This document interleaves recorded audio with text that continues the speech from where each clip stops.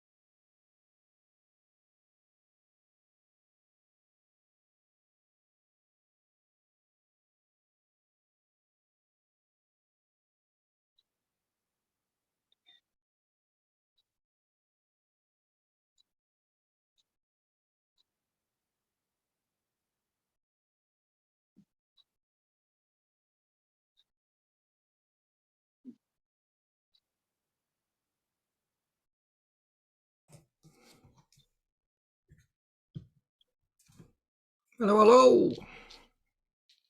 Hello. Hey. It's t-shirt weather. Yeah. The sun The springtime is coming. It is. This is okay. Brown Hello, boarding hi, sky. Kevin. Nice Hello, to meet Susan, you. you right? Hey. Yeah, sunshine. I even sat outside with my coffee on the bench and sat there for about half an hour, just going, "Oh, feel that sun." And Wow. it came out, and she's like, "Oh, it's too warm." Yeah. Yeah. Like, it's Oh, too it's warm. great. Coat on. At last. Yeah. Exactly. At last, it's been a long winter. Yeah, it has. It has. So where's everyone from? We know somebody's from Sweden. Where's everyone else from?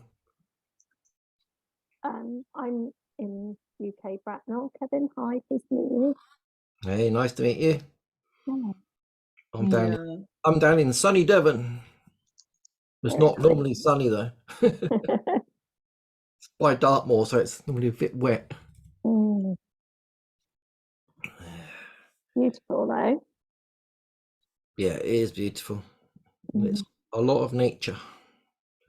Right next to Dartmoor, which is gorgeous because Dartmoor's, well, it's a national park, as you know, and so yeah, it's wonderful to roam. I go for a walk there every Friday for about 6 or 7 hours. A group of us that go. Oh wow, that's good. Yeah. Guys is a ranger, so he knows his way around. That's handy. It is, yeah, because I've no idea where I am. I was like, "This is if you wanted to go home, where would you go?" Like that way, like no, it's that way. It's like okay. Easy to get lost, isn't it? And It is. lose your bearings, and it's all very similar. Yeah, true. Yeah. I mean, I've only been walking on it for a bit over a year. They've been walking on it for decades and decades. These guys, so they know every little part of it, which is very useful. We'll stop and they'll go, "Oh, that's that tall. That's that tall. That's that tall. That's that tall." Okay, hold on, slow down a second. I've got all the books. I've got all the pictures. And half the time, I Strava it so I can then look at it and go, "Oh, that's where we went." So, we got someone from India. Hello, India. Does that mean it's Hello, like Keith. Hello, everyone. hello? Thank you. What time is it in India? It's 11:30 in the night. No, blimey. Oh, Don't fall asleep on us.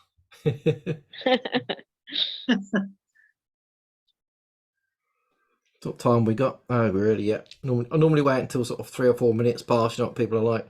Most people are like, I don't want to be the first of the party.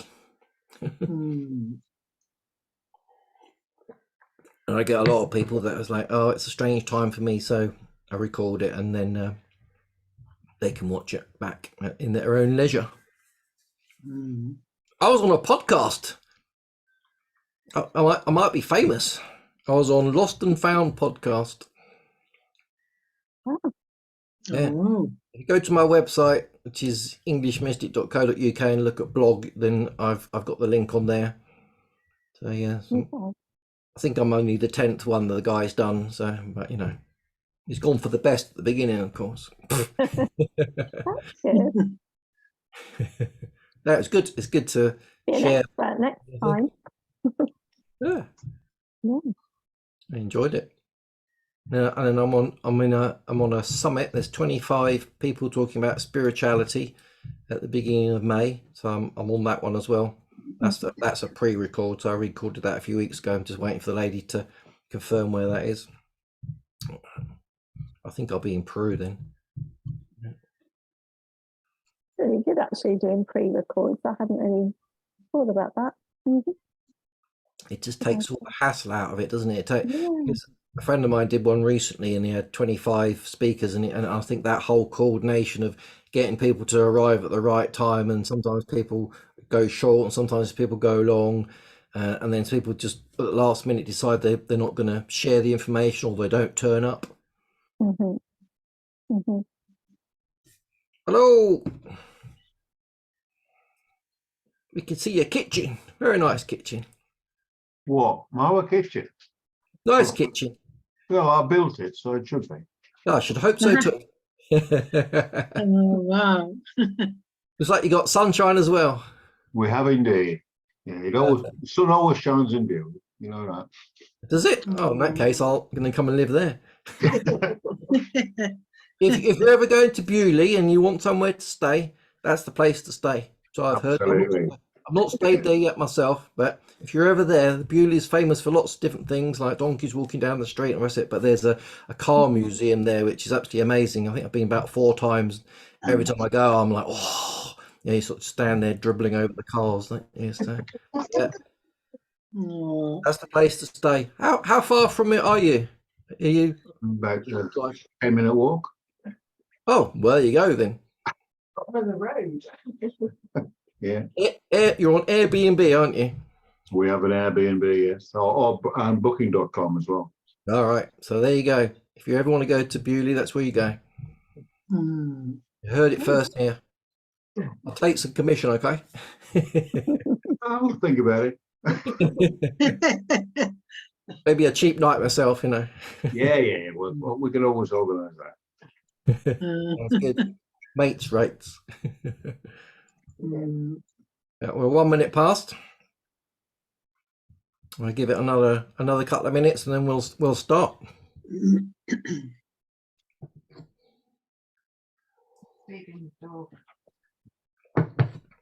What's the dog doing? Getting fed. Has he got steak? Steak and liver? A bit of sausage, bit of chicken. Sausage and chicken. Wow, this is a well-fed dog. Yeah. Wow. Rachel's got a nice doggy. He'll probably come over and have some sausage. It's not that far to Bewley. Yeah, can I say hello to Kevin? Oh, Oh, can steal the show. Ah, oh my gorgeous. God. Yeah. We've seen lots of pictures now. We can see it actually moves. It does. Sometimes quite quickly. Oh, That the missus such or a the dog? cutie. Yeah. Hello, everybody. Hello. Hello. Hey, hello. We were just admiring your kitchen. Oh, yeah. This is only half of it, isn't it? Well, this was a 17th, 18th century pub. Oh. You obviously Okay. didn't build that though. Mm. Called the no, I didn't build that. Well, slightly before my time, not a lot, but slightly. Couple of years. Yeah. Yeah, this end of the building was the pub, Ah. and they closed it down in the late 1800s because there was too many drunks in Bewley High Street. Is the Fair official- enough. That was the official reason. Yes. It was in Yeah. the paper. And the brewery was next door. Yeah, the brewery was next door. Right. Gotcha. So they used to pass it through the wall Mm. and then Yeah. So have you got any drunken ghosts? Not drunken ghosts. A few ghosts, but Oh, no, that's all right. I haven't seen any of them fall over yet.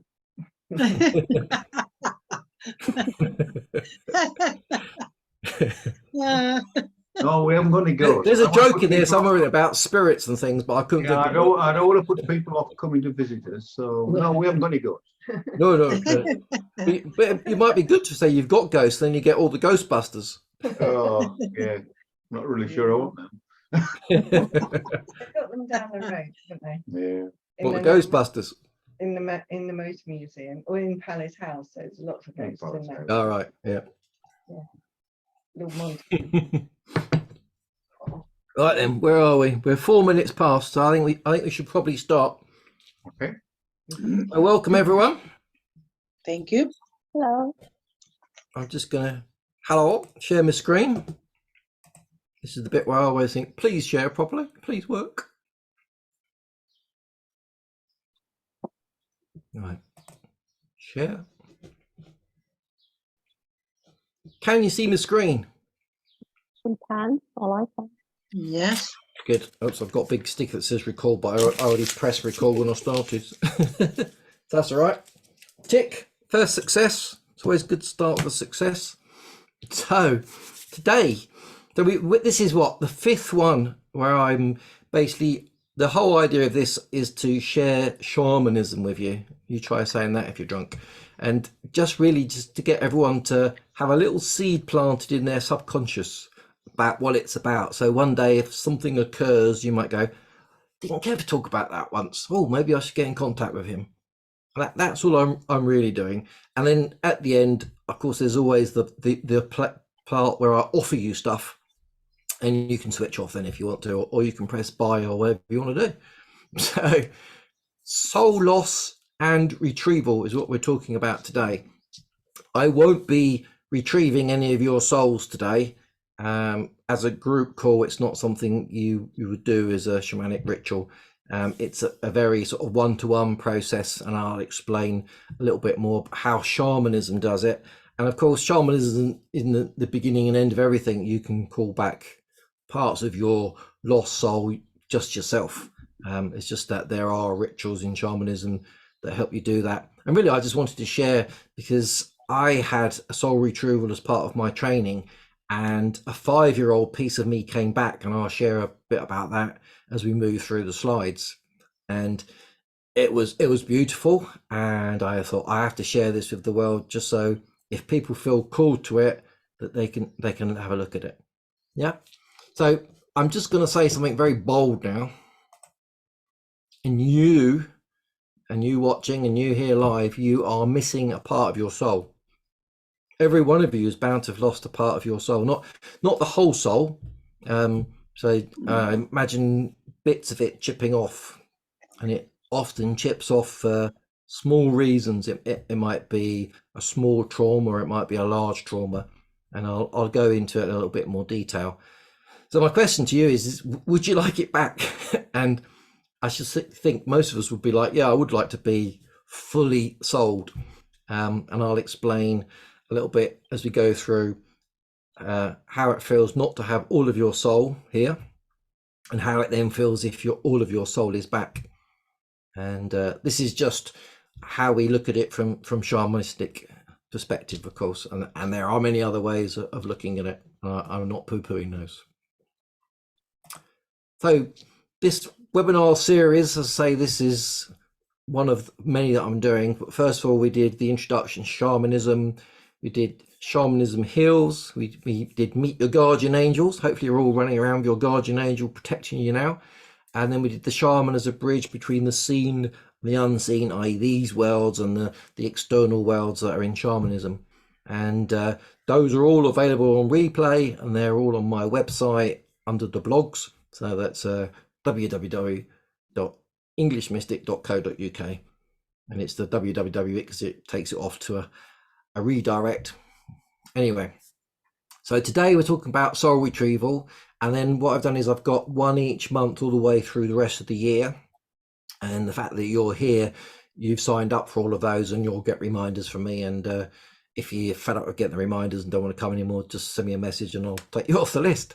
And we've got one where it's free. I did put it out to everyone and said, what do you want to hear about? And a few people said about the dragon, and somebody said about the tools, and then somebody talked about breath work. So those three are suggestions from you, the beautiful public, my audience. And then we've got the 5th of December, which is free. So if anyone else has got an idea that they want to talk about, that's great. If not, we'll all just turn up wearing funny hats and jumpers and have a party. Cool.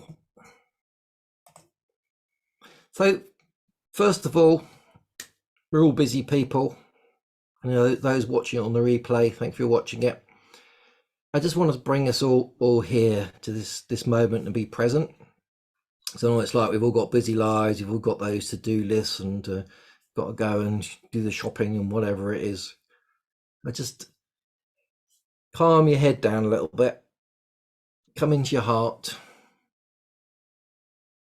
If you can, just stop the thinking. It just overthinks that much about it, really does. Come into your heart and just be there in your heart.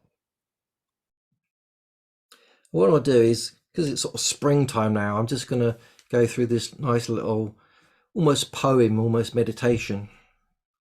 So if you stay in your heart, Great Spirit of the East, warmth of the rising sun, Spirit of the new day, from you comes the energy that sustains all energies, the vital spark, the power to act, and the power to create and to envision with boldness. You who purifies the senses, our hearts and our minds. We humbly ask that we may be aligned with you, that your energy may flow through us and be expressed by us for the good of this earth and all living things upon it. And so may it be. And I've got one of those for each direction, and I'll share that as we go through these. I always think it's nice just to sort of bring ourselves into the moment. And this morning, when the sun came up, and it was a beautiful red sky, it was beautiful. So I thought I'd share that today as it came up in the east. Cool. So first of all, what's a soul? How can you lose bits of it? I saw this written. It said, a soul is a special substance endowed with reason, adapted to rule the body.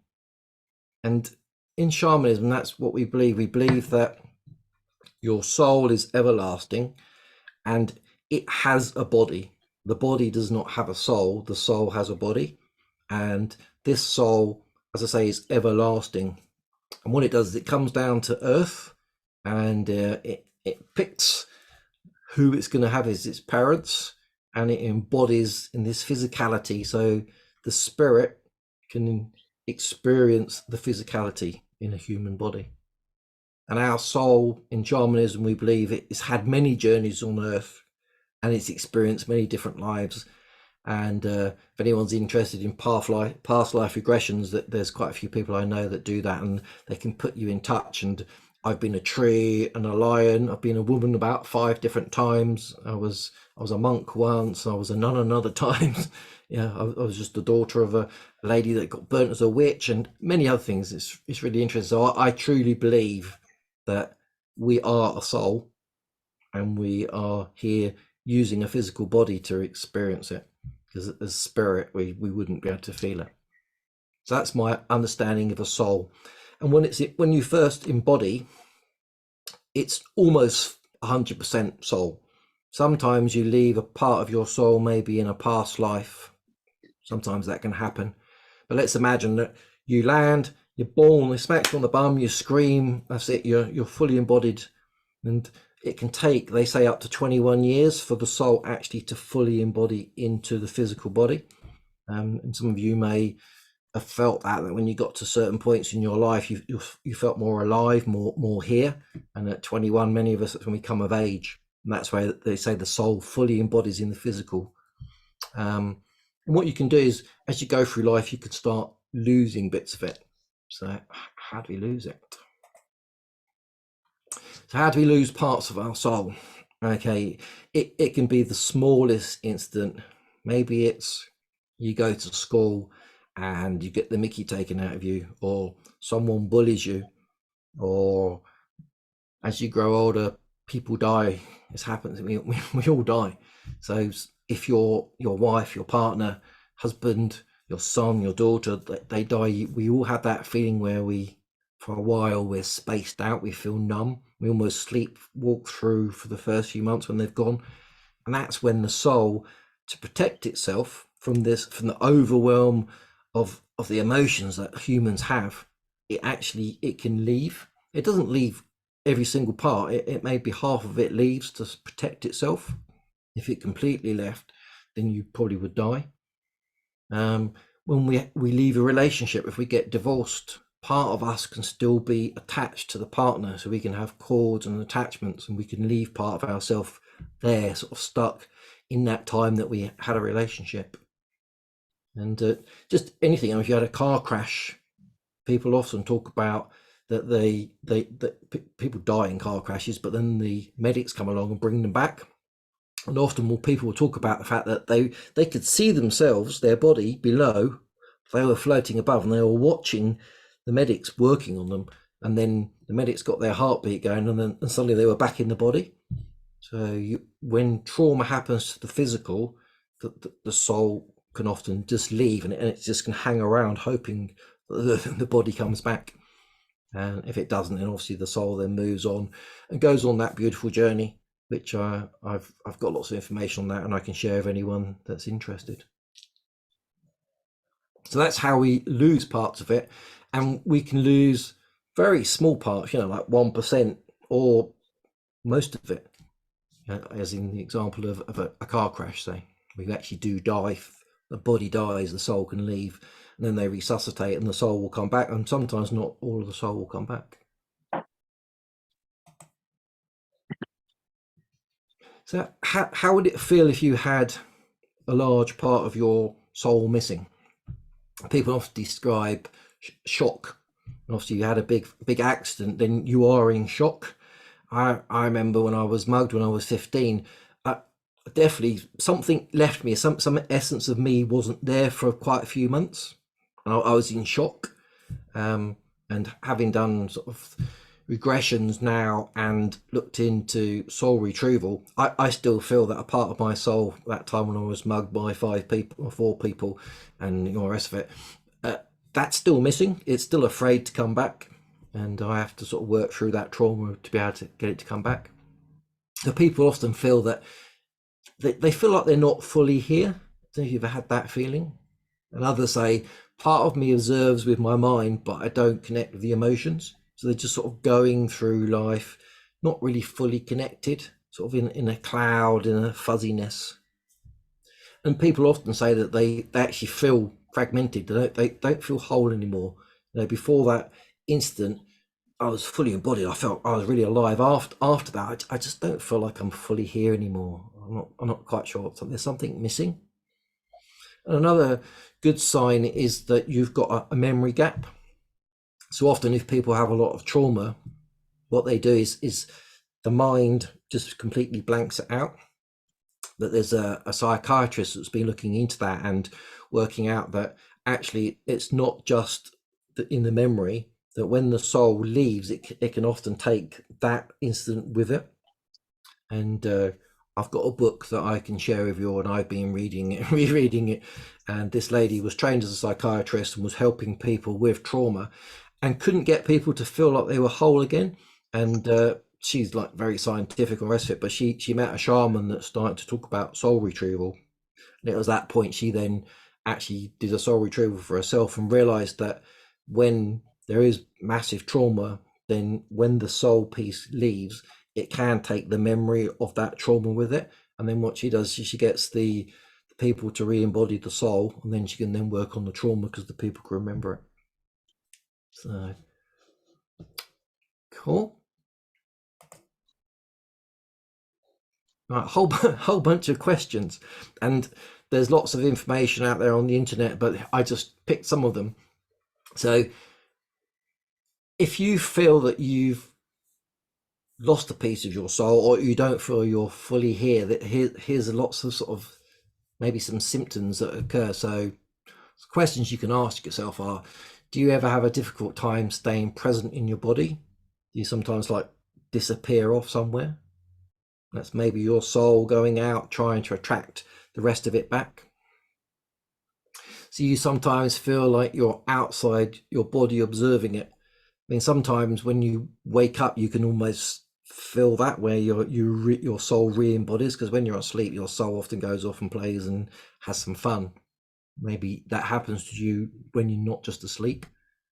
Do you ever feel numb, apathetic, deadened? I think we all feel that sometimes, but if you feel that for extended time after some trauma, then that will probably tell you that you've got a part of your soul, you know, gone and hidden. It's gone somewhere safe to look after itself. They say depression as well. I mean, that's a dangerous area to get into, but it's one that's listed. If you suffer from depression, maybe one of the reasons is that part of your soul is somewhere else. That's a big deep hole, that one, so be careful with that one. It says, do you have problems with your immune system and trouble resisting illness? Again, that's one, yeah, you can look at that. Have to be careful with that one as well. Were you chronically ill as a child? Maybe there was soul loss for some reason. And we go back to this gaps in your memory. Do you have gaps in your memory of life after age 5? Do you feel that you've blackened out a significant trauma in your life? And I have clients that come to me and say, I'm sure something happened, and then they start to remember, and it can come back, and then you have to work through the trauma. And do you struggle with addictions? You know, alcohol, drugs, food, sex, gambling? Maybe it's because your soul again isn't fully embodied. Do you find yourself looking to external things to fill up that internal void or emptiness? Do you actually feel? Some people talk about physically. They're like, I feel like a gap in my stomach, and I'm always filling it full of food. Maybe there was some trauma in your early years. Again, there's a gap in your soul body. Have you had difficulty moving on with your life after a divorce or a death of a loved one? I think probably 9 is the one everyone will or has experienced in their life. We've all lost, you know, nans, granddads, you know, husbands or wives or, you know, parents. And that's the one where I think most people will have lost a little bit. And I say it's not just because it's happened doesn't mean you have lost the soul, because maybe it leaves for a moment and then it sees that you're coping with it and you're all fine and you're moving on, you're understanding it, and it pops straight back. And then the other one is, do you suffer from multiple personality syndrome? Again, another one that is yeah, I think you need to be a trained psychiatrist to even look at that. But that's just some ideas of, you can sit with yourself and say, you know, do I think I've lost some of my soul somewhere? And our bodies know. I think if you have, you'll get like a, yeah, I think I've got a bit missing somewhere. So let's imagine we've had a part of our souls disappeared off somewhere because of some trauma. It's now hiding away somewhere that it considers it to be safe. That could be absolutely anywhere. I mean, souls can move through time and space and could be stuck from, let's say you had some trauma at 5. That piece of soul could be stuck there in that moment in school or whatever it was that caused it, or if anything else, it could just be stuck in time and space. And as a shaman, you can move through time and space and sort of like, okay, come back. It's 50 years have moved on now. Life's completely different. Do you want to come back? Lots of people do plant medicines, and plant medicine is very powerful. I've done ayahuasca and San Pedro, and it's quite a drastic one to do to retrieve a soul segment, I would say, but it's an option. The most important thing with soul retrieval is that you have to have addressed the trauma. So if something's happened in your life and you know about it, and you know that part of your soul's gone missing because of that, there's no point asking the piece of soul to come back if you're still thinking about the trauma, because it's just going to come back and go, well, it's still happening and it's going to go away again. You definitely don't want to do that, because then it will make it even harder for it to come back.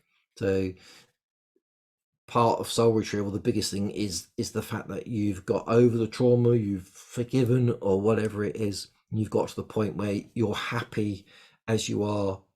And then you can say to your soul, well, life's moved on, that trauma's not going to happen again, this is why it's not going to happen. And you can have a conversation with your soul, and it will come back.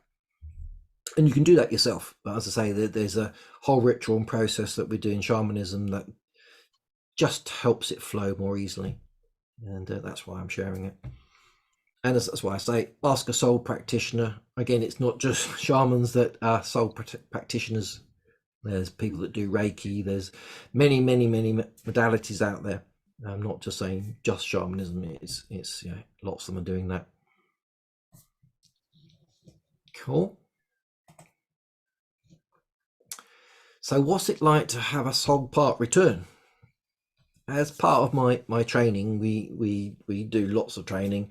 I'm on my 5th shamanic teacher, lots of different modalities within shamanism. And I was on a training course a while back now, must be, I don't know, 8-9 months, maybe something like that. And we go through the process, we go through the ritual, and we get the chance to say, do you actually really want us to do this healing process fully for you? And I was like, yeah, let's do it. So the lady said, I'm calling back a piece of your soul, and it looks like a 5-year-old version of you. It's wearing shorts, and it's got socks that are sort of not quite pulled up properly, and scuffed shoes, and it's like got this tie. It's like, oh yeah, that's the tie I wore when I was at school. It's like, okay. So why is there a 5-year-old piece of me missing? And then I was like, okay, you don't at that point, you don't have to address the trauma or anything. You don't have to go back over the trauma, as long as you're in a position where you're like, well, I've moved on. I'm like, okay, I'm 57 or 56 at that point. Okay, so that's a long time. That's 51 years. Okay, I'm probably good for it. So like, yeah, let's call my 5-year-old back. So you go through the whole process, and you blow the soul back into the chest and the solar plexus and into the top of the head, and you call the soul back. And the soul came back, and I actually saw the 5-year-old me dressed as the lady said, and I felt it come into me, and I felt it go into my heart, and I just had this overjoyed feeling. It was I can't really describe it. It was just utter total joy. And then for the next 2 hours, all I got played back was what happened when I was 5-year-old, all the games I was playing, all my friends at school. It was beautiful, and I was just like, oh, this is amazing. And what often happens is when the soul comes back, is it comes back and it would like something to help it stay. And mine said, I want a kaleidoscope again. I was like, a kaleidoscope? Oh, yeah, I remember them. So right in front of my desk, just here, I should prove it to you. I'll get it. Here's my little kaleidoscope. Look through there. Whoa! And every time I look at it, my little 5-year-old comes out. It's amazing. It's all these little. I'm just gonna spend 5 minutes looking at this. What do you lot? But that's my kaleidoscope. So what happens is your soul piece comes back and it might want something. Maybe it wants to visit somewhere. Maybe it wants a holiday. Maybe it wants to buy something.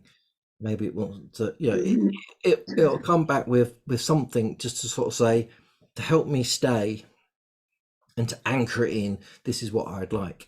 And then whenever I feel like maybe my 12-year-old wants to come out, I just get this out and I have a look. I try and look at it at least once a day just to remember it. And as that part integrated, I was then like, okay, why did you leave? And it was like, well, we had to go to that horrible school thing. We couldn't be at home with mum anymore. I didn't like the headmistress because she told me I couldn't eat left-handed because I was left-handed.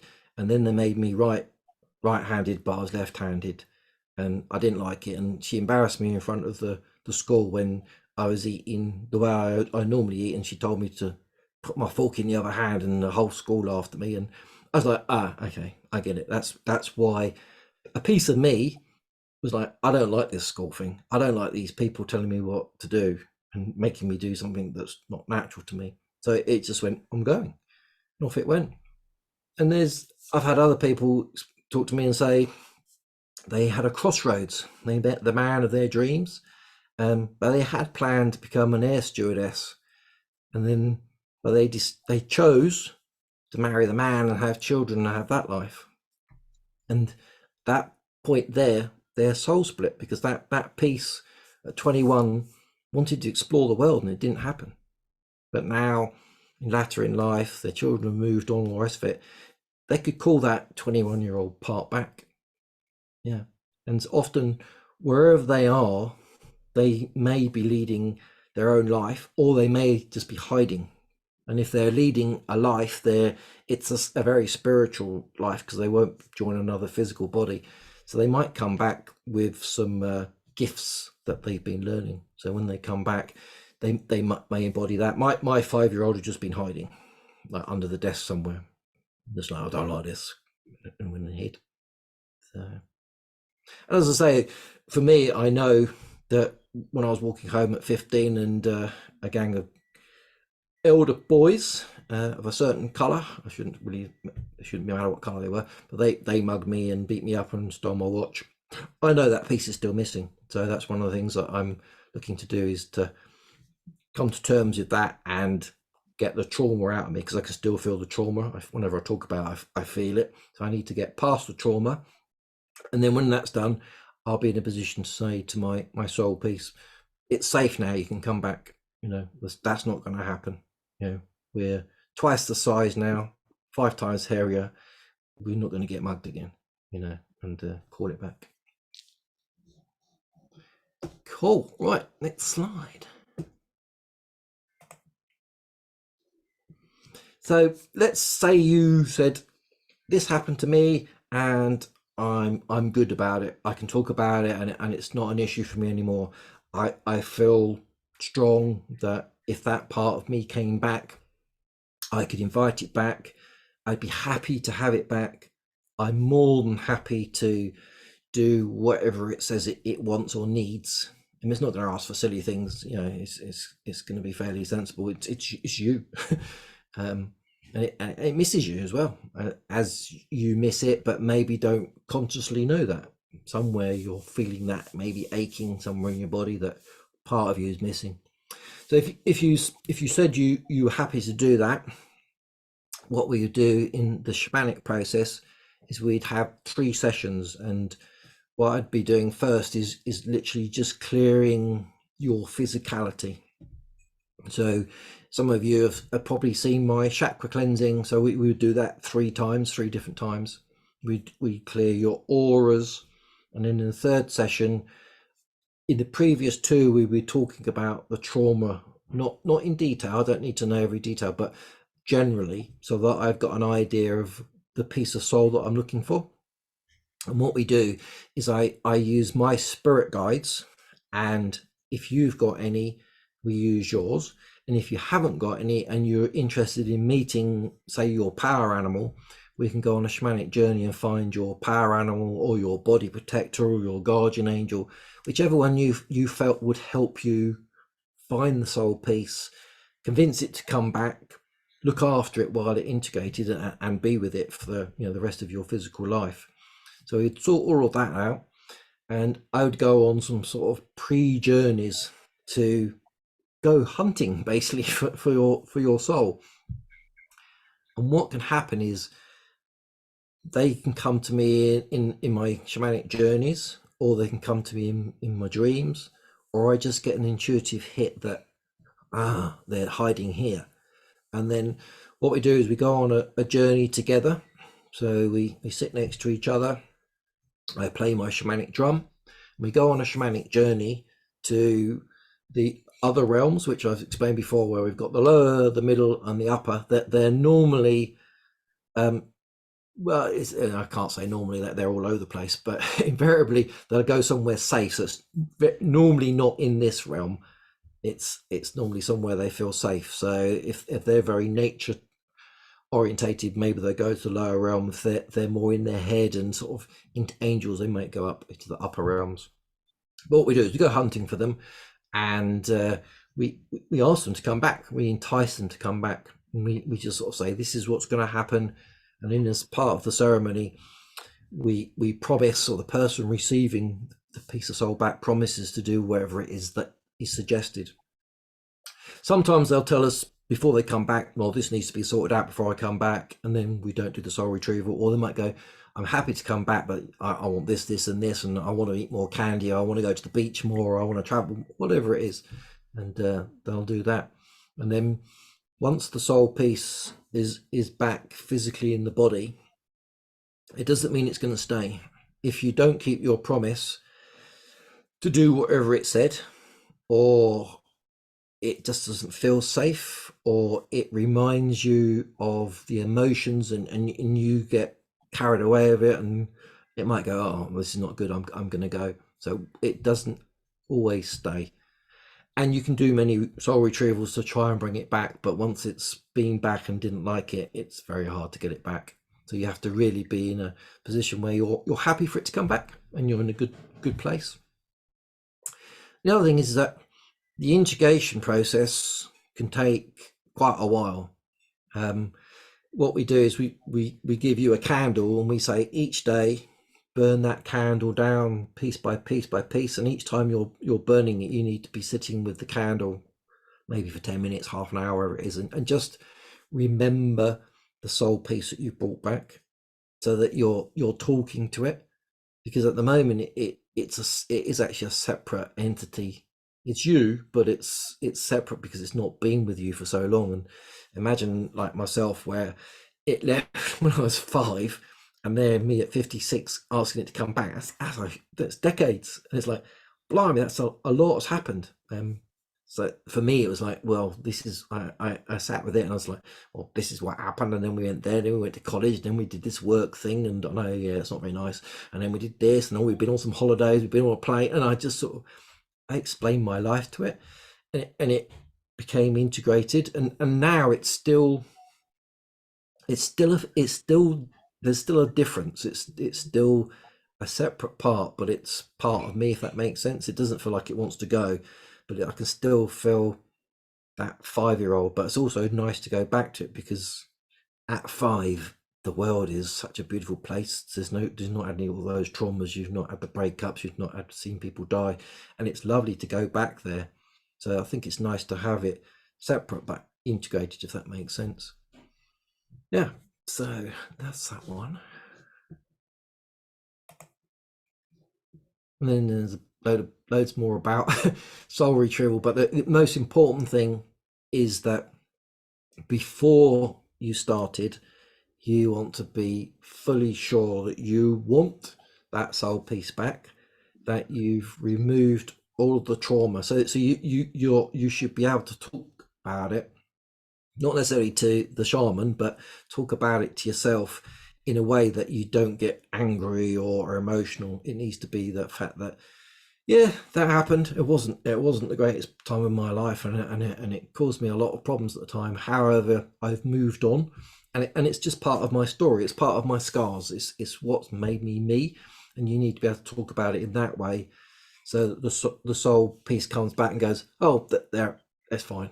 I'm going to come back in. But if they come back and you're still going, oh, that was terrible, it's going to go, oh, I'm not going back there. That's too much trauma. That's why I left. Animals can lose parts of their soul, but animals are so embodied that it's very rare. Yeah, I mean, maybe if they had a near-death incident, then possibly. I've personally never done any soul retrieval on any animals. However, people do, so that's a possible one.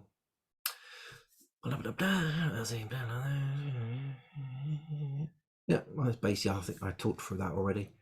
And as I say, that's a fun bit. Kaleidoscope. I love kaleidoscopes. And if you're interested in learning a lot more about soul retrieval, Sandra Ingerman is the lady that she worked as a psychotherapist for years, and she was the lady that was having people come in, and she was talking through the traumas and all the rest of it, and you know, the whole process they go through, but still finding that people didn't get the memory back, didn't really feel like they were fully embodied. And as fate would have it, she found shamanism, or as I say, it found her, and she learnt all about soul retrieval and became a shaman, and is now like one of the top shamanic ladies in the world, and been doing it for, I don't know, 30 years or something. And I've got all of her books, and I often read through them and go, oh, that's amazing. And it if you want a book that's going to explain in full detail, and it's got 50 examples of people that have had soul retrievals, it's one of those books where you're going to read it, and by the end of it you're going to go, yeah, okay, I understand, I believe in soul retrieval now. And to have soul retrieval, you need to believe in it. You don't want to sort of just go along to someone and say, I'll bring back my soul, and you're like, prove it to me, see if it works. That's not going to work. You need to be sure that you've lost a piece, you've worked through the trauma, you want it back, the soul piece wants to come back, and you believe that this is all possible. Yeah. So Sandra Ingerman is the lady that you want to tap up. So if you do feel like you've got a soul piece missing, and you want to explore that, and you feel that you're in a position to call it back because you feel that trauma has moved on, then I offer that, and it's 300 quid. And what we would do is it's remote, or it can be in person, so it can be anywhere in the world, or if you want to meet up, we can. And as I say, it would be 3 steps, and we would do it at the speed that we needed to do it at. We wouldn't rush it. We would make sure that we found the soul piece. And I don't charge by how many soul pieces come back, because what can happen is, let's say you went for a small trauma, and that comes back to you.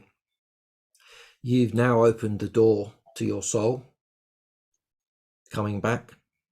So what might happen is that maybe the small piece comes back, you know, like me, the 5-year-old one, it wasn't the biggest trauma really, was it? I mean, it was for a 5-year-old maybe. And then once that piece comes back and gets integrated, you've opened the door. So you now know how to call back the soul. So you could sit there and go, right, there was this other trauma, it was much bigger, my nan died or whatever it was, you know, and I feel like a piece of me left. And you can say, well, the piece that's returned, it's happy. You could ask it to intercede with the other parts of your soul. And what you might do is find that over the coming year or years, you can ask all of your soul back and embody all of you. And I'm sure that would feel absolutely amazing to have the soul that you had when you were born, fully there. That's going to be very empowering, I'm sure. And then some other courses. Well, I've got your attention. If anyone's interested in learning shamanism, deep diving, then I've got an 11-month course that takes you really from initiate through novice through to healer. And then after that, you'd be, you can do basically all the healings that I know, and then it's just a case of practice them, of course. The course also is split into 3 sections. So if you said, actually, I only want to do the initiate, I just want to learn a little bit, you can do the first 3 months. Or if you said, actually, I want to do initiate, the novice, you can do that, or you can do the whole 11 months. And the next one starts in May when I get back from Peru. And then if you like in person, then I've got an introduction to shamanism in Devon, and we'll actually go on the moor and stand barefoot in the river and all the rest of it. And that's Friday the 23rd through Sunday the 25th of June. And that literally just opens up your channels to shamanism and gets you to sort of embody the directions and the east and the south and the west and the fire and the water and the earth and the air, and really just, it's like just connects you to the shamanic power, really. So there's those. And then a new one that's just appeared. If you know me in any way, you'll know that I love dragons. Dragons are big in my life, and there's dragons everywhere around here. I mean, all of my notebooks have dragons on them and everything. So my calendar's got dragons on it. And dragons came to me when I was riding my horse back in April 2017, and again, it's everywhere. But the dragons asked me to find their dragon riders. A dragon rider doesn't mean you necessarily ride around on the back of a dragon, but which you could do in the shamanic worlds. It's more just sort of a term like dragon whisperer. It just means that you're tapped into the energy of dragons, and dragons are a power animal or a body protector or a guardian angel, and they're a spirit that comes into your life and appears as a big, powerful animal because that's what you need in your life at that time. I've got 3 that assist me. There's Agatha, Sophia, and Georgie, and they come in, and I call them my dragon thunder, and they're called a thunder because when they're 3 dragons with their wings flapping, it sounds like thunder. And so yeah, if you go to dragonthunder.info, it's 4 and a bit hours of us talking about dragons, but it's not just me. I've managed to, or I should say the dragons have attracted some of the top dragon people from around the world. There's top authors coming. One of the ladies has written 30 books, which is amazing. Another one's written quite a few books on dragons.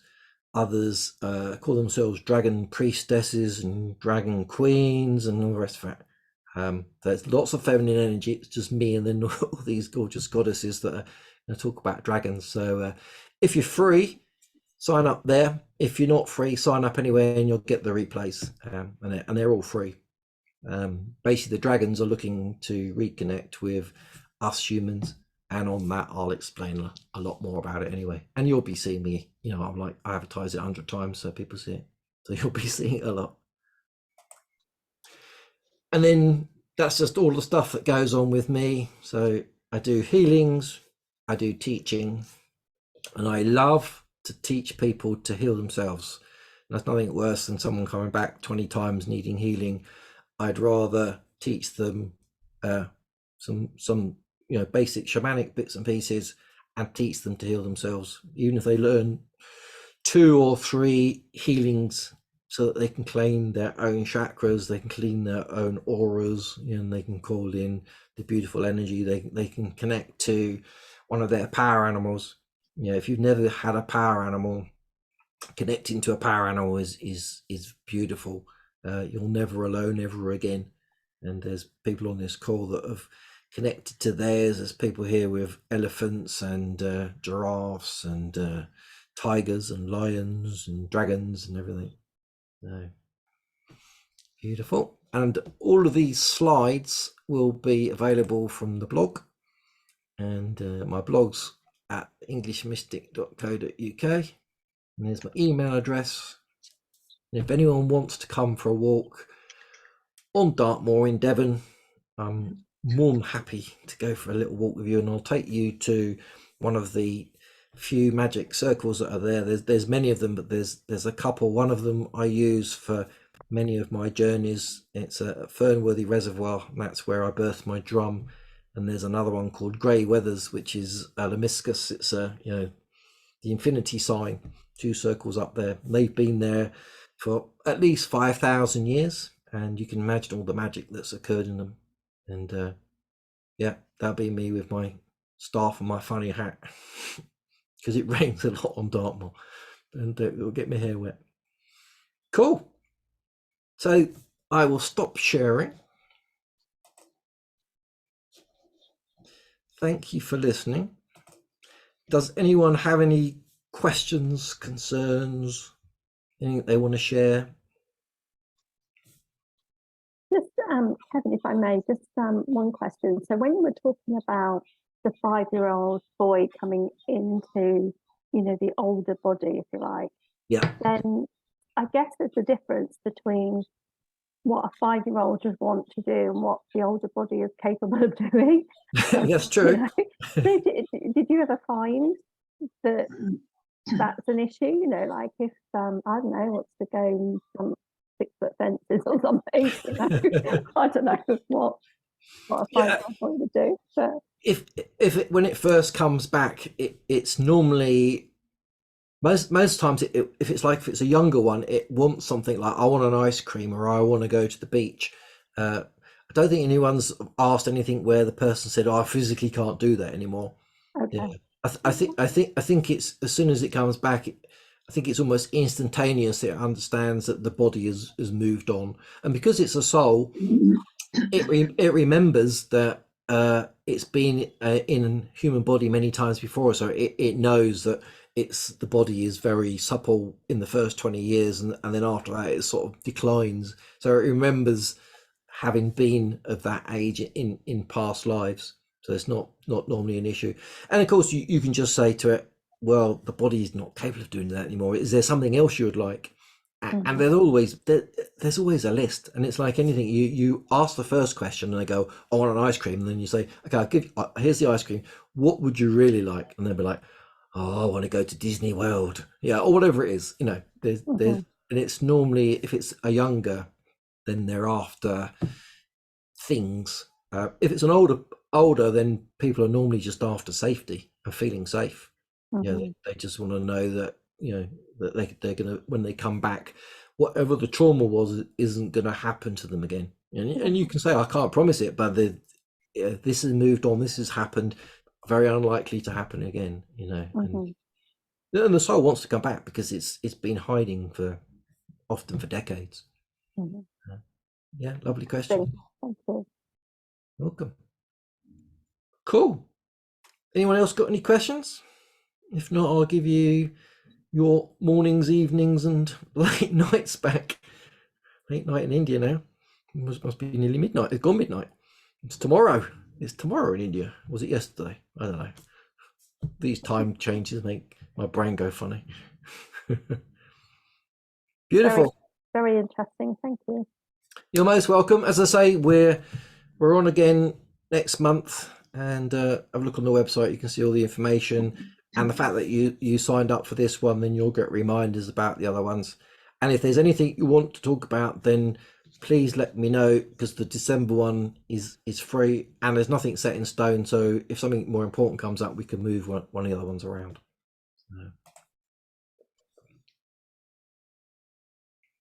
Brian, you're welcome. Thank you for the comment. Well, cool. Well, good to see you all, and I hope to see you all soon. And I'll send this out to everyone that's signed up, so you'll be able to rewatch it if you want. And yeah, thank you very much. Have a good evening. Thank you, Keith. Thank you. Thank you for Bye. sharing. Bye. Thank you. Bye. You're welcome. Bye bye. Bye.